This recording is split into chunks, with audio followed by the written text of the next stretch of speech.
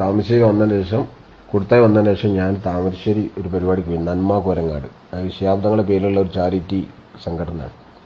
ഒക്കെ ലീഗാര പരിപാടിയാണ്. പുള്ളി ലീഗാരാ. ഞാനൊരു ആശംസക്ക് വേണ്ടി എന്നെ വിളിച്ചിരുന്നു അങ്ങോട്ട്. അപ്പോൾ ഞാനവിടെ ചെന്നപ്പോൾ കംപ്ലീറ്റ് ലീഗിൻ്റെ ആൾക്കാരൊക്കെ റസാഖ് മാഷ്, ജനിലാബുദ്ദീൻ തങ്ങൾ, അഷ്റഫ് കോരങ്ങാട്, ഇവരൊക്കെ തങ്ങളെ ഈ സംസാരം ഇങ്ങനെ എനിക്ക് കാണിച്ചു തരാ. ഞാനൊന്നും മിണ്ടിയില്ല. കാണിച്ചു തന്നതിന് ശേഷം ഓല് തന്നെ പറയാ, ഈ തങ്ങൾ ഇത് പാണക്കാട് തങ്ങന്മാർ പറയിപ്പിക്കുന്ന തങ്ങളാണല്ലോ, ഇയാൾക്ക് ഈ മിണ്ടാന്നൂടെ, ആള് കാണാൻ ആൾ അടിച്ചിട്ട് റൂമിൽ നിന്ന് TV കണ്ടോട്ടെ,